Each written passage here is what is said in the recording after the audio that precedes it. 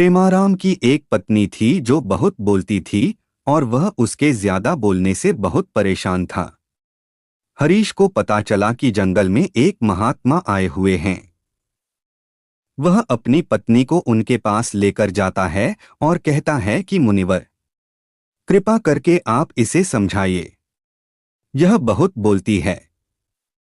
मेरे माना करने के बाद भी इसका दिन भर इसका मुंह चलता ही रहता है। मैं इसे कितना समझता हूं कि कम बोलाकर चुप रहना सीख, लेकिन नहीं, और हर बार इसकी वजह से लड़ाई होती है।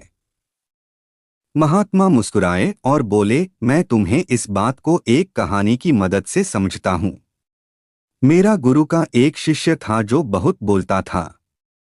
वह हर समय इधर उधर की बातें करता था और कभी शांत नहीं रहता था। जब वह दान लेने के लिए जाता तो हर घर से एक नई कहानी लेकर आता और आश्रम के दूसरे शिष्यों को सुनाता, और एक शिष्य की दूसरे से बुराई करता, चुगली और दूसरों के सामने अच्छा बनने का प्रयास करता और खुद के मुंह की तारीफ करता रहता, और हमेशा खुद को गुरु के सामने सबसे बुद्धिमान और उत्तम साबित करने का प्रयास करता। वह खुद को सभी शिष्य से बड़ा मानता था। उसका कहना था कि मैं एक अमीर घर का बालक, अगर मैं चाहता तो एक आरामदायक और सुविधाओं से भरा जीवन जी सकता, लेकिन मैं वह सब छोड़कर यहाँ आ गया क्योंकि मुझे खोज करना, खुद को जानना है, जीवन को जानना है। एक दिन गुरु ने आश्रम के सभी शिष्यों को बुलाकर कहा, आप सभी को अगले 1 महीने के लिए कोई ना कोई संकल्प लेना होगा। इससे आपकी संकल्प शक्ति मजबूत होगी और आप में आत्मशक्ति का संचार होगा। आप सभी अपने सामर्थ्य के अनुसार कोई भी संकल्प ले सकते हैं, और यदि 1 महीने से पूर्व आप में से जिसका भी संकल्प टूट जाएगा तो वह अपनी पुरानी दिनचर्या में वापस आ सकता है। सभी शिष्यों ने अपनी शक्ति के अनुसार संकल्प लिए और गुरु को अपने संकल्प के बारे में बताकर वहां से चले गए।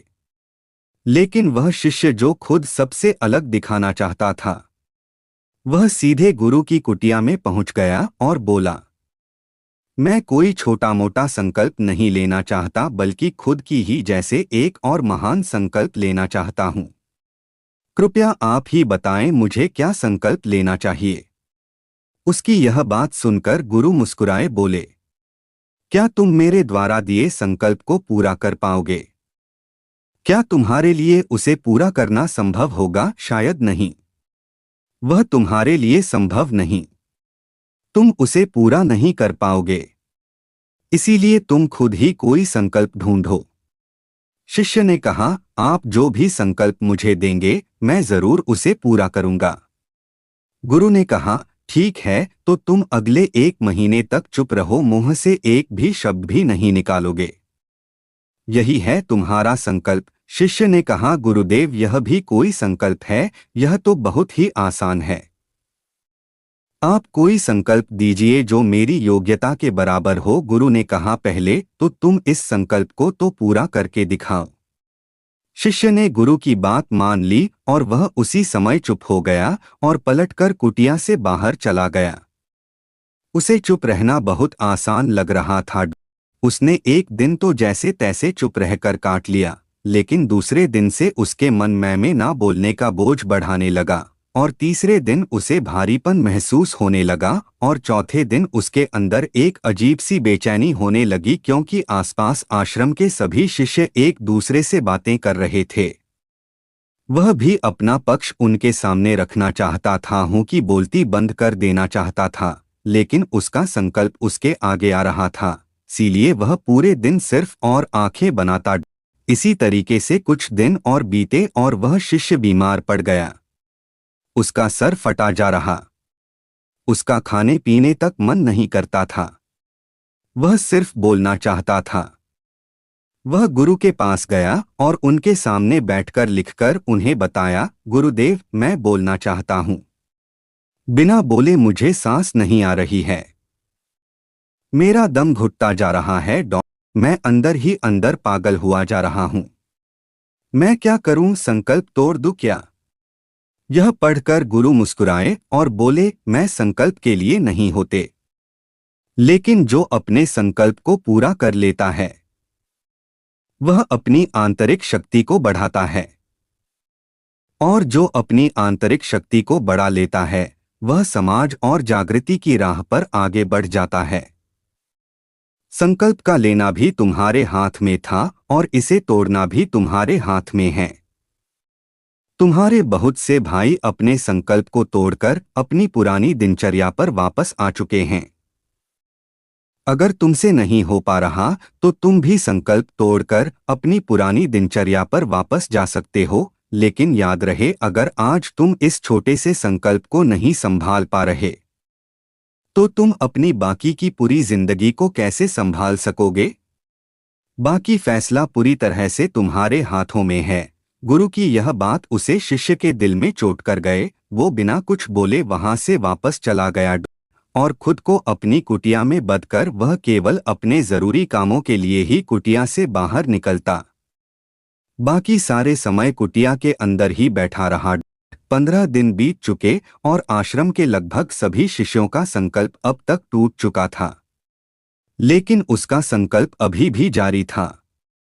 संकल्प लेने के बाद से अब तक उसने एक शब्द भी नहीं बोला।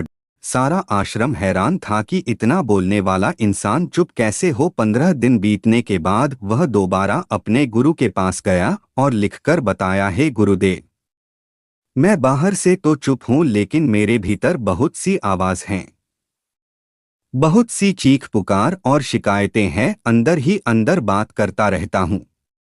मेरा मन तरह तरह के प्रश्न पूछता है। मैं बाहर से जितना मोर भीतर से उतने ही शौर शराबा से भरा है। क्या इस तरह संकल्प अभी भी है? गुरु ने कहा, हाँ, तुम्हारा संकल्प अभी भी जारी है, लेकिन जब तक लोगों की यह आवाज तुम्हारे कानों में पड़ती रही तुम्हारा मन बोलता रहेगा, क्योंकि इसे तो आदत है। तुम भले ही बाहर से चुप रहो लेकिन तुम अंदर ही अंदर बोलते रहोगे। तुम्हें इन बातों से, इन आवाजों से दूर जाना चाहिए। शिष्य गुरु को प्रणाम कर वहां से चला जाता है और सुबह होते ही अपनी कुटिया को छोड़ जंगल की तरफ चला जाता है। कई दिन बीत जाते हैं, संकल्प का समय भी पूरा हो जाता है, लेकिन शिष्य लौट कर नहीं आया। आश्रम में सभी को डर था कि कहीं जंगली जानवर ने उसे खा न लिया हो। इस बीच ढूंढने की बहुत कोशिश की गई लेकिन वह कहीं नहीं मिला। गुरु भाइयों ने मान लिया था कि जंगली जानवरों ने उसे अपना शिकार बना लिया है, लेकिन गुरु को ऐसा नहीं लगता। एक दिन आश्रम का एक अन्य शिष्य गुरु के पास आया और बोला, गुरुदेव, हमारे उसे अधिक बोलने वाले भाई के साथ क्या हुआ होगा? क्या जानवर उसे मार दिया होगा? गुरु ने कहा, हो सकता है कि जानवरों ने उसे अपना शिकार बना लिया हो, लेकिन उसके न लौटने की एक दूसरी वजह भी हो। शायद उसे वह मिल गया है जिसके लिए वह गया था। फिर शिष्य ने पूछा, गुरु, इतना हानिकारक होता है?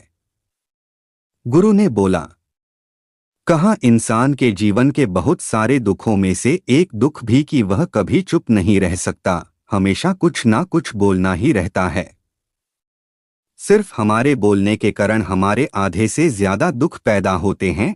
हम में से कोई भी चुप नहीं रहना, हम बस सामने वाले को सुना देना चाहते हैं। जो भी हमारे मन में है सब निकाल कर उसके मन में बैठा देना चाहते हैं, उसे समझा देना चाहते हैं कि देख, तू गलत है और मैं सही। इस तरीके से सुनने और सुनाने का यह काम जिंदगी भर चलता रहता है, लेकिन ना समझ में हम अपना समय, अपना जीवन, अपनी समझ और सबसे महत्वपूर्ण और कीमती पल जो हम जी सकते हैं, जिनको अनुभव किया जा सकता है, जिनमें आनंद को प्राप्त किया जा सकता है, यह सब खो देते हैं। लेकिन इसके बदले हमें मिलता क्या है? सब कुछ व्यर्थ और बर्बाद हो जाता है।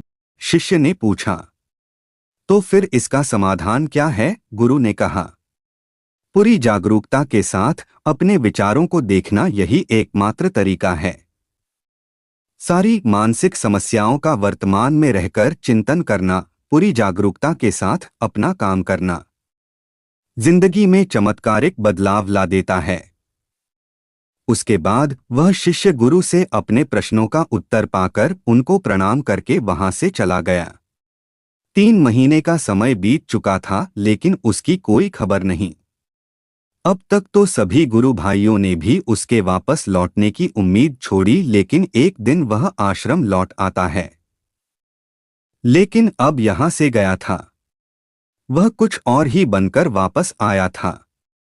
उसके अंदर एक गजब का बदलाव महसूस किया जा सकता था।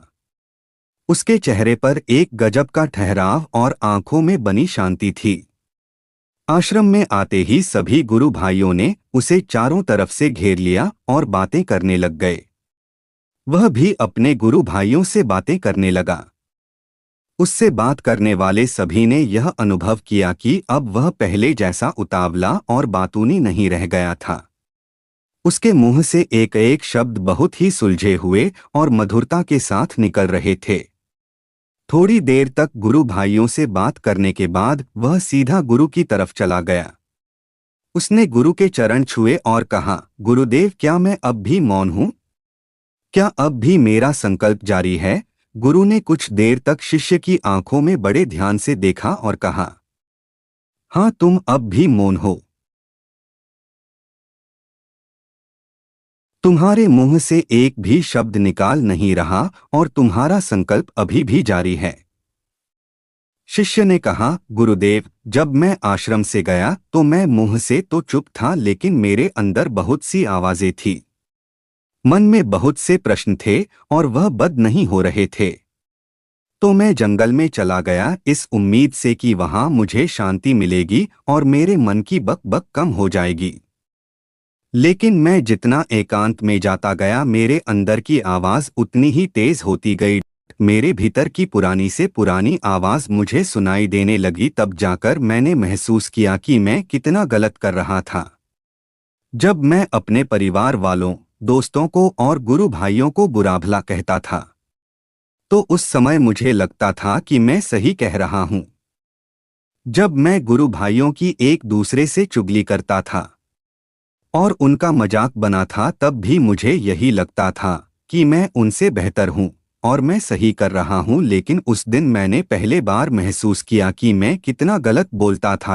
काफी दिनों तक यह आवाजें, यह शिकायतें मेरे अंदर चलती रही, लेकिन धीरे धीरे करके एक दिन ये सारी आवाजें मेरे अंदर से समाप्त हो गई। अब मैं भीतर से भी मौन हो गया। उस घने जंगल में बाहर से कोई बोलने वाला नहीं था और भीतर कोई आवाज बची ही नहीं थी, और मैं उस दिन पहली बार मौन का सही अर्थ समझा। मेरे चारों तरफ बहुत शांति थी, हालांकि अभी भी कुछ आवाज आ रही थी जो पहले भी आई थी, लेकिन मैं उन्हें सुन नहीं पाता था। पर अब वह सभी आवाज मुझे स्पष्ट रूप से सुनाई दे रही थी। हवा के चलने की आवाज, चिड़ियों के चहकने की आवाज और पानी के बहने की आवाज, ये सभी आवाजें मैंने पहली बार पूरे होश पूर्वक सुनी अपने चारों तरफ। इतनी शांति मैंने पहले कभी महसूस नहीं की थी। तो इस शांति को भंग करने के लिए मैंने पहली बार अपने मुंह से कोई शब्द निकाला। मैं चिल्लाया, हे ईश्वर, यह कैसी शांति है? सभी कुछ इतना शांत क्यों है? ऐसा क्या हो गया? लेकिन मेरे चिल्लाने के बाद भी शांति भंग नहीं हुई। सब कुछ पहले जितना ही शांत था, बाहर भी और भीतर भी है।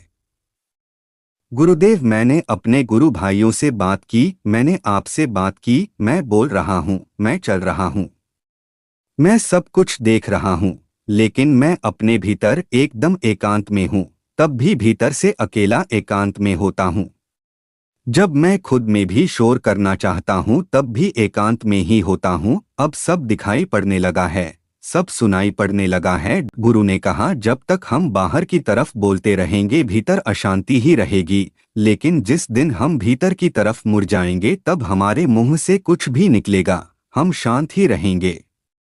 दुनिया में जितनी भी बुराइयां हैं, ज्यादातर हमारे बोलने से ही उत्पन्न होती है, क्योंकि हम चुप रहना नहीं चाहते। हम जितनी जरूरत है उससे कहीं ज्यादा बोलते हैं।